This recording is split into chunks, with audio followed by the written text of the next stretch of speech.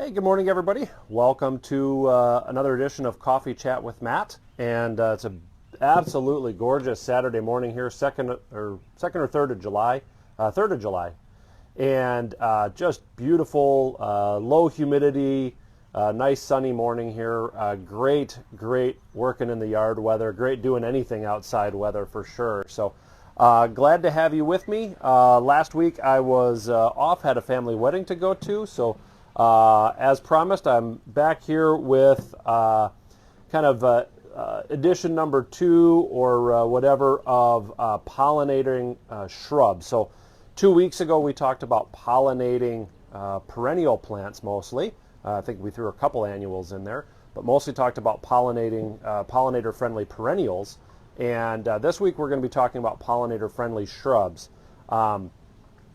There are actually a ton of great pollinating shrubs. Actually, as I was just sort of making a mental list of plants for this, it started kind of getting a little out of control. So I have a bunch of shrubs that I've brought up here. This is by no means an exhaustive list.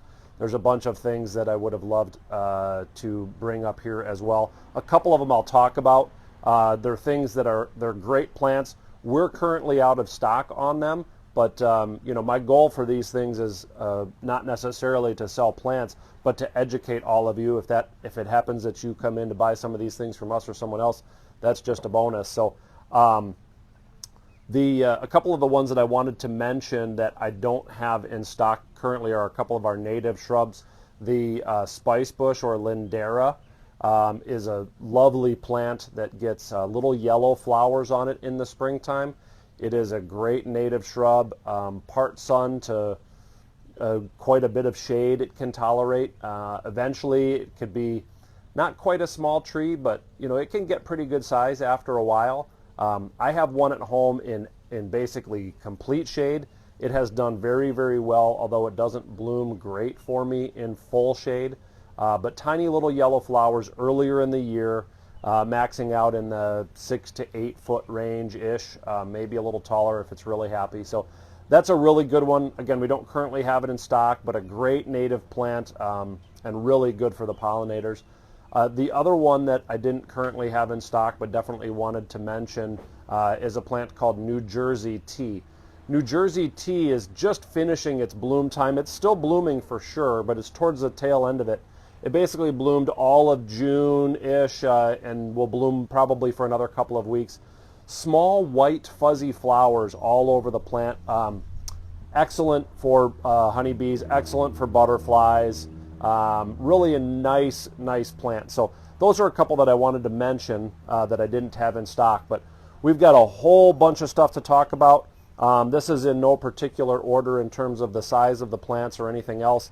Some of these are native plants. We'll talk about that. Some of them are not necessarily native, but still very good plants for our local pollinator population. So again, just as a quick recap, pollinators, we're not just talking about honeybees. There are literally over 1,000 varieties of native bees in the U.S. Some of them don't even really look much like bees, but so we have a ton of different native bees. We have, of course, the European honeybee, which is, what a lot of us think about for when we talk about bees. We also have pollinating flies and pollinating moths and pollinating butterflies and certainly hummingbirds as well. And in other parts of the country, bats. So when we're talking about pollinator-friendly plants, we're talking about things that are going to attract those particular animals or insects and are going to provide a source of nectar or pollen for those creatures. So let's just get started on the talk this morning. This is a butterfly bush or buddleia. This particular one is called Lo and Behold Pink Microchip. One of my favorite series, the Lo and Behold series, as the name suggests, is a little shorter and squattier than some of the other buddleia. Buddleia get a bad rap on the internet because they're quote-unquote invasive. They are not invasive in Illinois at all. In fact, if you get them to survive for more than a handful of years, you're in the minority. In other parts of the country, You know, specifically out in the like out on the west coast and in some of the warmer climates, butterfly bush, which is not native, can reseed itself and become invasive in those areas. So if you're watching this and you're in California, perhaps don't take my advice and plant buddleia in your yard. But if you're in northern Illinois or in a more northern climate or somewhere where they're not going to get out of hand, then it's a wonderful plant. Of course, as the name suggests, the butterfly bush, it's an absolute butterfly magnet. The bees like it as well. Lo and behold, comes in blue and pink and a couple other colors. Again, this is called pink microchip, so you've got these nice pink flowers. It's just starting to bloom. This will bloom solidly from usually early or mid to late June, and then it'll bloom all the way until usually a good hard frost. I get a lot of questions about keeping butterfly bush alive. Again, as I mentioned, they don't do excellently here in northern Illinois anyway, but I kind of treat butterfly bush similar to roses and some of the more finicky hydrangeas. So I don't cut it back in the fall because I want to leave the stems intact, but I do either surround it with a chicken wire and bury it in leaves, or at the very least I take a nice mound of mulch and mound it around the crown of the plant and then unbury that in the early springtime. And then I wait until I'm starting to see new growth, which could be as late as middle of May before I do any trimming. So oftentimes it looks sort of like a dead bush. Sometimes it dies all the way to the ground. That's okay. It'll grow back in a hurry if it does die to the ground. But I again, don't do any trimming in the fall. Wait until spring and then just trim back to wherever you're seeing healthy growth. Sometimes you may have 24 inches of growth from the previous year, but only the bottom 4 to 6 inches has leaves or buds coming out. That's okay. Trim it back to that point and then just wait for the warm weather. Butterfly bush are a warm weather loving plant. You will see very little happening you'll see nothing in April. You will see very little in May. It's really not until June that these start to get going, and they come into their glory usually in July. So they love that hot weather. So that's butterfly bush. This is a nice little Aronia or chokeberry. This particular one is called lowscape mound, and it's already completely done blooming for the year. This blooms in April, maybe into early May. It gets absolutely covered with little white flowers, so it's a great plant for honeybees, bumblebees, and others that are active at that time of year. So earlier in the year, it's a good food source for them. It's followed, the white flowers are followed by a small fruit depending upon the variety. So this is a black chokeberry, so the fruit is green now and will ripen to a black color. There are also red chokeberries. This particular one is called lowscape mound. The reason I brought this one up is just because a lot of times people are looking for smaller plant material. We do have regular sized chokeberry. We have the edible, like Viking is an edible for human chokeberry. But this is a short one. It'll only get about 18 or 24 inches tall. So it's great for a border plant. It's great for a foundation. It's great for in front of other shrubs and perennials.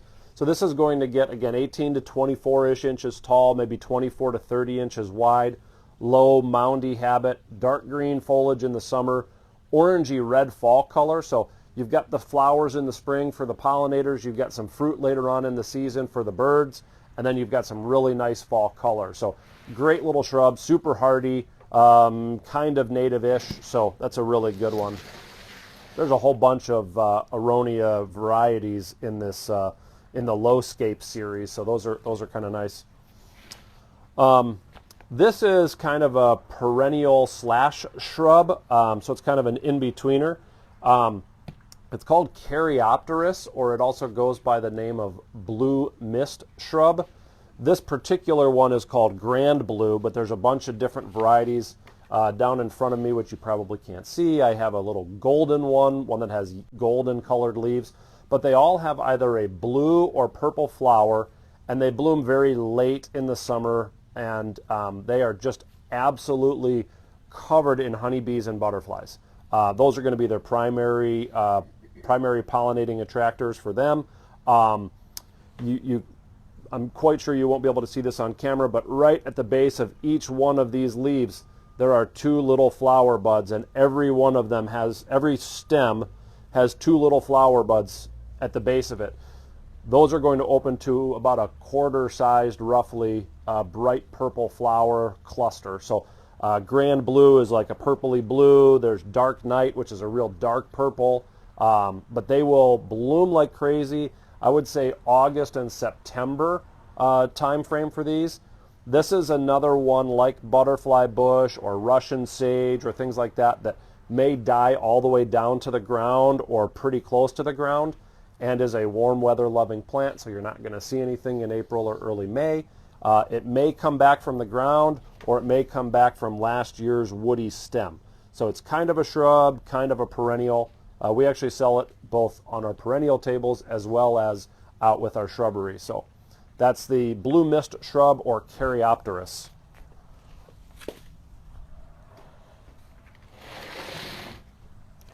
All right, I've got two hydrangeas that I brought up here.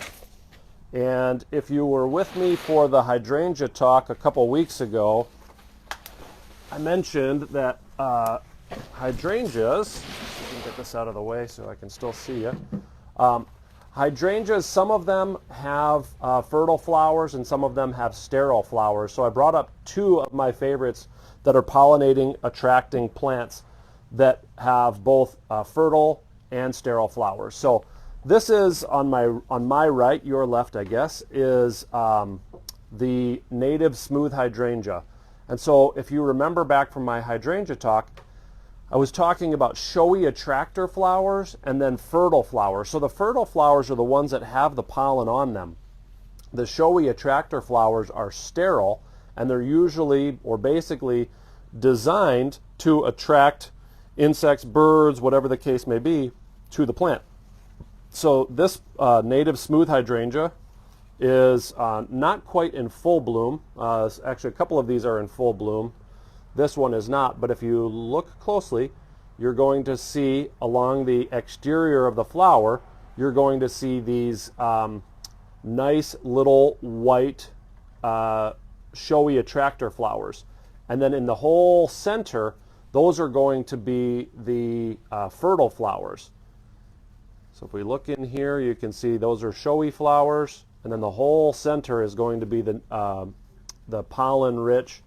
Let me see if I can get this one. This one's already open, so that's already open, and the insects have already been pollinating on that one. And then this one will open up the whole center there. It almost looks like the top of a like a broccoli or something, but it's going to open up, and it's going to be covered in pollen, and the honeybees, the butterflies, all sorts of insects love it. There's a bunch of other bees, native bees, that like the smooth hydrangea as well. And then I also brought over, which is not quite open yet, I brought over a little quickfire hydrangea. So little quickfire is one of my favorite smaller paniculata hydrangeas. So again, if you remember back to the hydrangea talk, the paniculata group are tough as nails. They are not finicky. They are not fussy. You don't need to change the soil acidity. You don't really have to worry about heavy water requirements. These are the ones that I mentioned that we actually grow in our open fields out in the hot sun. So these are really, really easy to grow hydrangeas. Little quickfire, as the name suggests, is a shorter version of quickfire hydrangea. But the reason that I brought it up here is that it is one of the paniculata hydrangeas that has both fertile and showy flowers. Even though the flower isn't fully open yet, you can see what's happening. These are going to be the showy flowers, which are going to be white and pinky red, and they're going to be kind of all around the exterior. And then right up the center of that cone-shaped flower, all of these small little kind of ball-shaped flower buds, those are going to open up into fertile flowers. So this is going to have a lot of showy flowers and a lot of fertile flowers. Unlike the smooth hydrangea that I just showed you, which just has a few showy flowers around the outside, little quickfire is very showy, lots of showy flowers, still with the fertile flowers on the inside.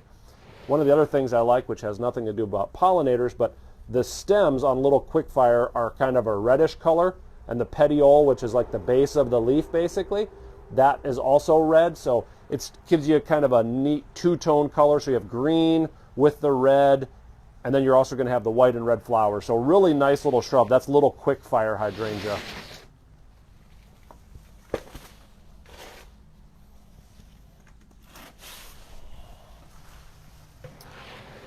I brought up one example of a native viburnum called arrowwood. This particular arrowwood viburnum is called blue muffin. And the reason that they call these arrowwood viburnum is that they have these very, I'm going to kind of try to pull this out so you can see it. They have these very long, straight branches. This is still juvenile, so it's kind of green, but if we look over here, this is an older stem, and so this is woody and hardened off. And they develop these very long, straight branches that the Native Americans used to use for the shaft of their arrows. And so that's where it gets the name arrowwood viburnum. It is native in Illinois. It's kind of a woodland, maybe creekside type plant. It can actually grow in full sun to almost full shade. In the late spring, it gets a nice silver dollar-ish sized white flower. It doesn't smell amazing, so it actually gets pollinated by a couple different bees. It also gets pollinated by flies. And then the white flowers are followed by a cluster of fruit. So you can see the fruit is setting already. And so this was the flower. The flower is followed by these little green fruit.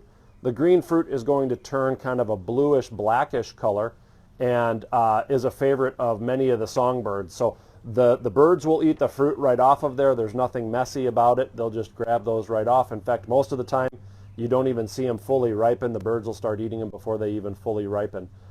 So this is arrowwood viburnum. There are many different varieties of arrowwood viburnum, but they're all going to be great for the pollinators and for the other wildlife that likes to eat the fruit. They do turn a maroon or rusty red in the fall, so they'll give you some really nice fall color.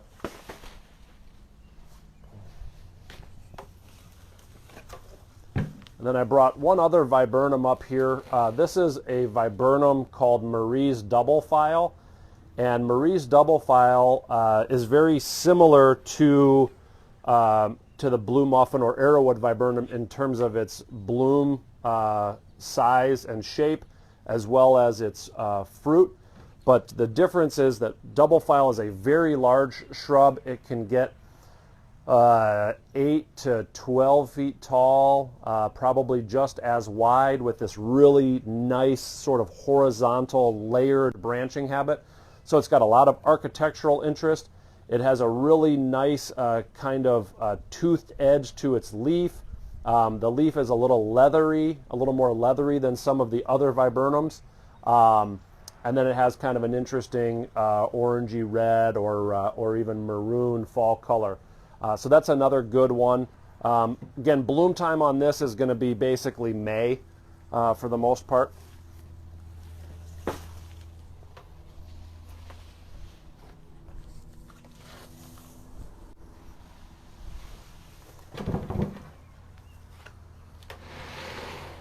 So another good native shrub is this one right here. This is called the gray dogwood. And the gray dogwood doesn't get a lot of love in the planting community. It's actually a wonderful native. It does extremely well in northern Illinois. I don't know how well you can see this, but this is just a 5-gallon shrub. And there has to be a couple hundred clusters of berries on this plant right now, and everywhere where you see a cluster of fruit, there was a cluster of flowers. So you can just see, even on this plant, I mean, it's a good sized shrub for sure, but it's 28, 30 inches tall, 36 inches wide right now, and it is just absolutely loaded with flower clusters or fruit clusters now. White flowers in the late spring, followed by well, the fruit starts off green, and then it eventually ripens to white, almost a gray-white color. The birds absolutely love it. Gray dogwood has a very gray or silvery colored bark, nice purple fall color, and very hardy and easy to grow. All of the dogwoods, at least like the red stem or red osier dogwoods and gray dogwood, prefer a little more moist soil or wet soil. So you'd commonly find these in low areas, maybe along a stream or a river bank. If you've got a low corner of the yard, they would do great. They can take average or just normal soils. They're not going to love like the top of a berm or somewhere where it's rocky and hot and dry. They're not going to love that. But otherwise, really easy to grow shrub. Gray dogwood, regular species gray dogwood, will get around 9-ish feet high. There's some other varieties that stay a little bit shorter, but I really like gray dogwood for the fruit, the flowers, and the fall color. So really a nice native.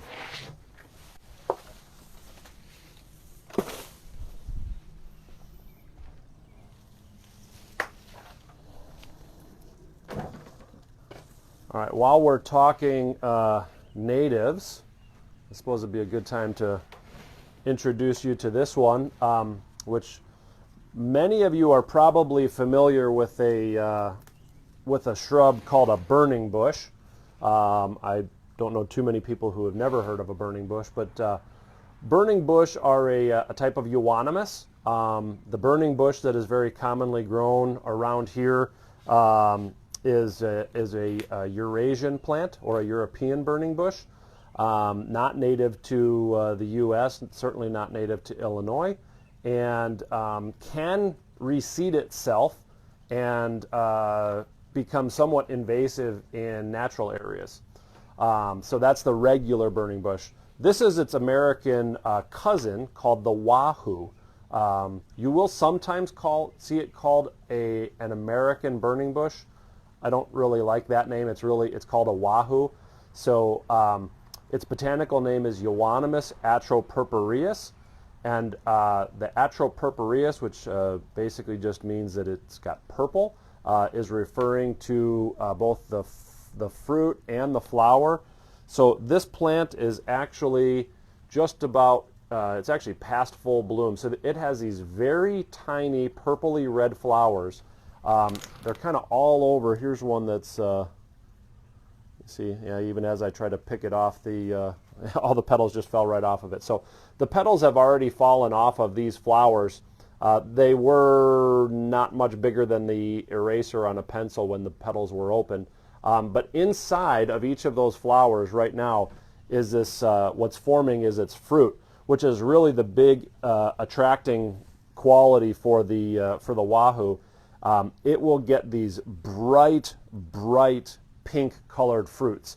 They're little sort of triangular shaped, sort of three little triangles, 3 lobes sort of fruit. But here actually this one is a little further along. This one, it's got actually 4 little lobes there. And again, I'm sure that it's very difficult to see on the camera, but that's going to continue to get larger and larger. It'll get, I would say, roughly 3/8 of an inch long and 3/8 of an inch wide, and it will be bright pink. So really a cool plant. Great fall color with the foliage, great fall color with the fruit. There are a lot of flies and a few different types of bees that pollinate on this plant, so they'll feed on this plant. So it's a really good one.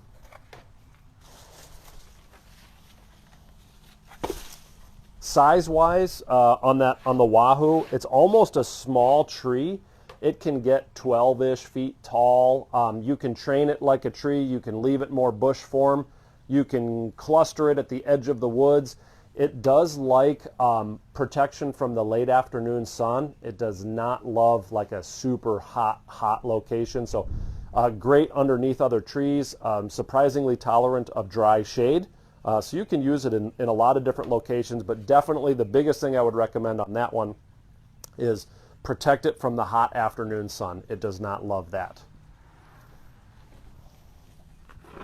But if you're looking for a beautiful plant that does love the hot afternoon sun, there aren't too many plants better than this one right here, which is called a rose of Sharon. So this is in the hibiscus family, but this is not a tropical hibiscus. This is a hardy hibiscus, rose of Sharon. So as you can see, this one is in full bloom.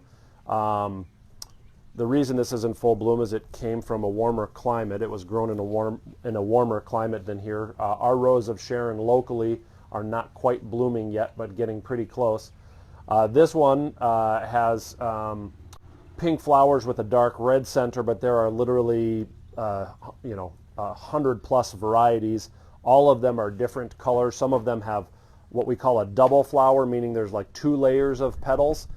Some of them are single flowers, like this one right here, which is a Chateau d'Amboise. This particular one has a nice white center, which is full of pollen. So the flower in the center is a favorite of bumblebees and honeybees. Butterflies will check it out. But really a great plant. They bloom like crazy from basically 4th of July-ish, maybe a little later than that, until fall. Some of them can reseed themselves and become slightly invasive in your yard. They're not an invasive plant to the point where they cause any problems for the environment. I really don't think they're invasive to the point where they cause even problems for the average homeowner. You may just have a few little seedlings here and there that you may have to pull occasionally, but really a cool plant. Some of them, like Azuri Blue Satin, is a nice one that we sell that is sterile, so it doesn't reseed itself at all. Lots of different colors available: blues, pinks, whites, pinky reds, red and white, bicolor. So and they're all going to be different sizes. We have some small ones like the Little Kim series or Lil Kim. So there's those all the way up to standard varieties that are shrub form or tree form and could be 9 to 12 feet high. So a lot of variation there in terms of height and size for you to choose from.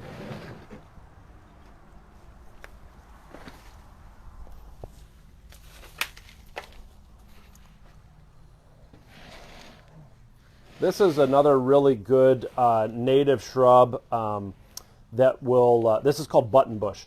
So buttonbush has a white, sort of golf ball sized flower in the summertime. So about that big, white, fuzzy, almost looks like a little firework, for lack of a better description. It's really cool.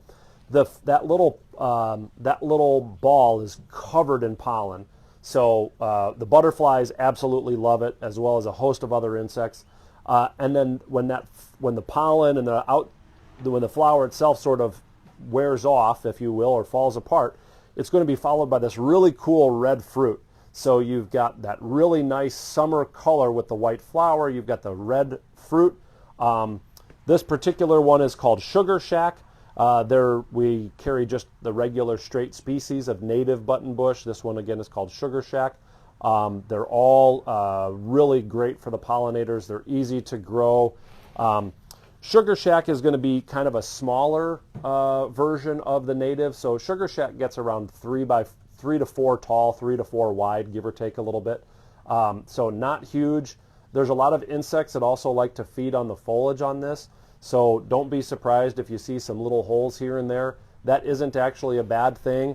If you're trying to attract pollinators, wildlife, birds, all of that kind of stuff to your yard, you kind of have to have the whole ecosystem. And so if there's some insects feeding on the leaves of the plant, then there's birds feeding on those insects and other insects feeding on them. And so just kind of part of the circle of life.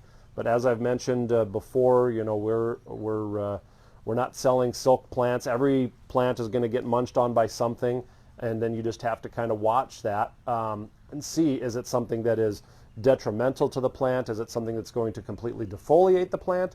Or is it something that's just going to cause a little bit of minor aesthetic damage to us, but is going to be forage for the insects or for the birds and other animals and things like that. So don't be alarmed by a few holes here and there.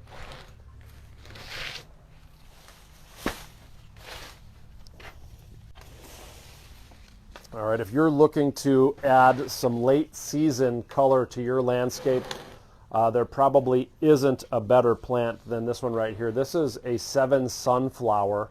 Sun is S-O-N, not S-U-N, like the sunflower, the yellow sunflower that you think about. So 7 sunflower. It is a very large shrub or small tree.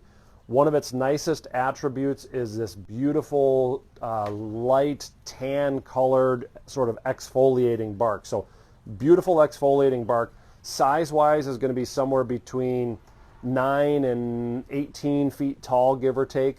So you can keep it trimmed back, you can let it go. Temple of Bloom is a proven winner's introduction. The regular 7 sunflower, we sell both that and the Temple of Bloom. But this is going to be covered with a white flower in the, I would say like September time frame, maybe, even, I would say most of September it's going to be covered in white flowers. The white flower is going to fade to this bright rosy pink. It's really technically not part of its flower. I mean, it's sort of the after effects of the flower. So it starts off white and then it turns pink and it's just covered with pink. So when it's blooming white, when it's actually in bloom, honeybees, butterflies, other bees, bumblebees, they're all over it. They absolutely love it. And then the real show is in October when that bright pink comes out and just literally just blankets the plant. So really a cool plant. That's 7 sunflower. I like to let it grow for a while, then clean up the bottom. So like right now on this younger plant, it's still very shrubby down here. I like to let it go, pick out 2, 3, 5 stems, and then sort of clean up the base of it. And when I say clean up the base, what I normally do, once it's got some size to it, I'll draw sort of an imaginary plane, say 3 feet off the ground. And anything below that imaginary plane that is a lateral branch, so that's something that comes off of those main stems, I'm going to trim out. And you could, that imaginary plane could be 5 feet high. The stems are beautiful, so you want to be able to see them. But when the plant is young, you want to let it grow and be vigorous, and so you're going to leave some of this down here and then trim some of that off as the plant matures. So that's 7 sunflower, and a really neat plant.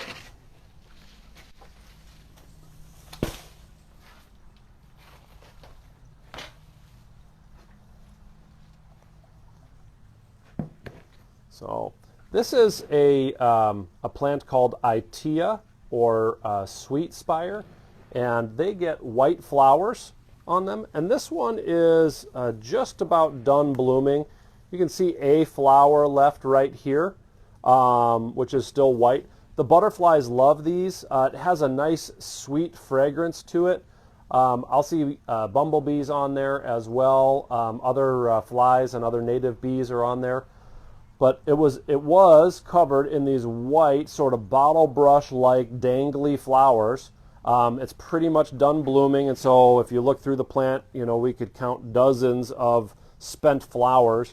There is a tiny little piece of fruit in there. I don't know that it's real attractive to too many species, but really an interesting plant. Likes a average soil to moist soil. Bright orange and red fall color, so really a nice plant for that. Prefers a slightly more acidic soil.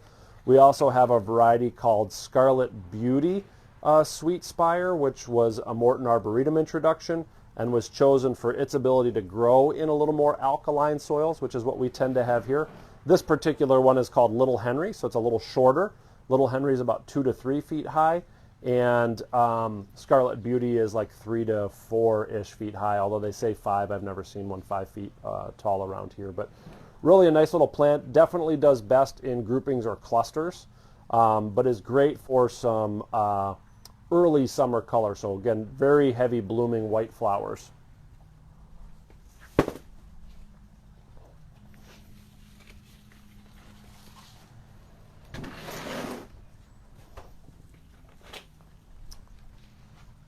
So I brought up 2 versions of another native shrub called Diervilla. Diervilla also goes by the name of bush honeysuckle or dwarf honeysuckle.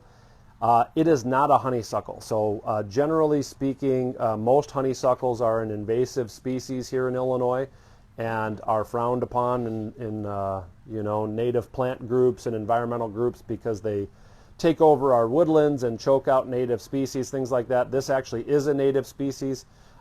Its flower looks very similar to honeysuckle, so that's probably where the common name of bush honeysuckle came from, or dwarf honeysuckle. But it is not a honeysuckle. This one with the green and white leaves is called Cool Splash, and so it's got the variegation to it. In the center here, which is probably hard to see, it has this nice creamy white yellow flower on there. Absolute favorite of the butterflies. There's there's one of the flowers. But it absolutely gets covered in these little yellow flowers. I can see actually a nice little, it's moving a little fast, but there's a small bee flying around here. It isn't a honeybee for sure. A little bigger than a sweat bee. But he was checking it out. And this is another one right over here. This is called Night Glow, which has this really nice red new growth and dark colored foliage. And then we have the native species, which is just green with a yellow flower. And then we have the Kodiak series, which has Kodiak orange and Kodiak red. And all of those have different leaf colors that emerge in the springtime. And then their new growth, as it emerges in the summer, is also that color. So if it's Kodiak red or Night Glow, you have this nice reddish burgundy new growth. The whole plant came out red or burgundy in the springtime. And then as the leaves mature, they darken up and turn a green or dark, you know, kind of burgundy black color. So really cool plants.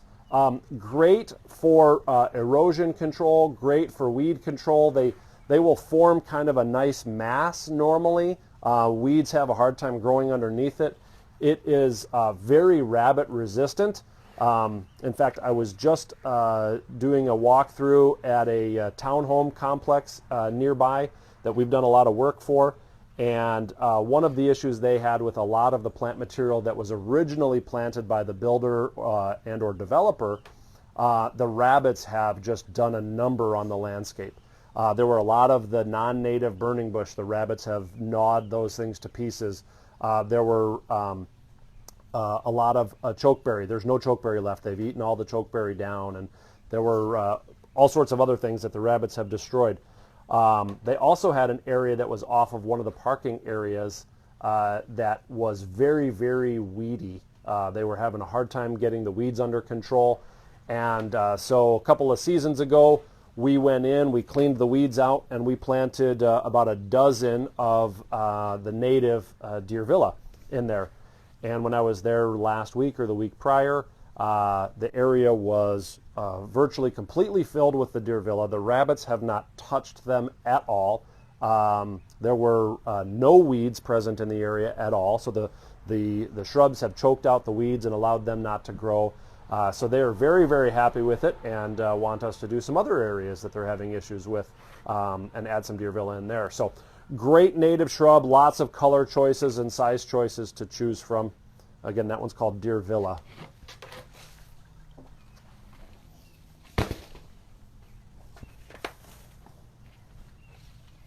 All right, I just have a couple left here. This is a smaller version of a shrub called ninebark. So ninebark is actually a native as well. This is sort of a cultivar, if you will. So this particular one is called Tiny Wine. Tiny Wine has a smaller leaf as well as a smaller stature than the native variety. So it's great for the home landscape. It's a small plant. It'll get 4-ish feet tall, give or take a bit. It is very upright in nature, where the native ninebark tends to be more like fountain-like in habit. So we have all different sizes of ninebark, again, from the dwarfs like Tiny Wine and Tiny Wine Gold, up to some of the bigger varieties like Summer Wine and Coppertina and things like that. All of the ninebark get a white or slightly pinkish colored, about quarter-sized or nickel-sized flower on it. They get covered in flowers, so they're great for the pollinators. And then Tiny Wine has these red stems, and kind of a burgundy green leaf color. Tiny Wine Gold has golden leaves. So a lot of variety, a lot of variation there that you can choose from, but great for the pollinators. They bloom early. They're already done blooming for the season. I would say they probably finished their bloom time in mid-June, so they're probably blooming like mid-May to mid-June, give or take a little bit. So that's Tiny Wine 9-bark, but again, all of the 9-bark are going to be great. Some of them can get as big as about around here, maybe even 8 or 9 feet high, but this is a little shorter statured one. All right, last but not least is an old favorite. This is a plant called Potentilla, and Potentilla is native. We actually have a native Potentilla here in Illinois. This is not it, but this type of Potentilla is native to the mountains west. So the Rocky Mountain areas, going all the way over to the Pacific coast. When I'm out in that area, fly fishing or hiking, I will come across native Potentilla all over the place. They tend to grow in very dry, rocky soils. They grow in full, hot sun. They are very, very easy to grow as long as you do not overwater them. The Rocky Mountain areas, Colorado, etc., have a much lower annual rainfall than we do. So it's a more arid climate, and because they're in rocky soils, the soil doesn't hold a lot of moisture, so these are not water-loving plants at all. So if you're looking for a low-maintenance, low-fuss plant, Potentilla is a really good choice. This particular one, I believe, is Pink Beauty. I didn't even look. I probably should have. It is Pink Beauty. The native ones that grow out in the mountains and whatnot are bright yellow. There are white, there are pink, there are yellow. There's even some kind of orangey colored ones. But great, easy to grow plant, roughly 3 to 4 feet tall and wide, maybe even 2 to 3 feet wide. So pretty compact, easy to trim, easy to grow, and a favorite of the pollinators. They bloom for a long time. They start blooming in June and basically keep going for a good portion of the summer on and off. So really a nice plant that you could use, especially if you're looking for low maintenance. These were really common in our area in the 70s, 80s, and 90s. They were just hardy and easy to grow, and then they sort of fell out of favor for no particular reason. And now they're kind of making a little bit of a resurgence, I think for good reason. They're an easy to grow plant. And they offer a lot of beauty, but again, they like it on the drier side, so don't overwater them. So that is Pink Beauty Potentilla, and that concludes the list of plants that, at least that I brought up here.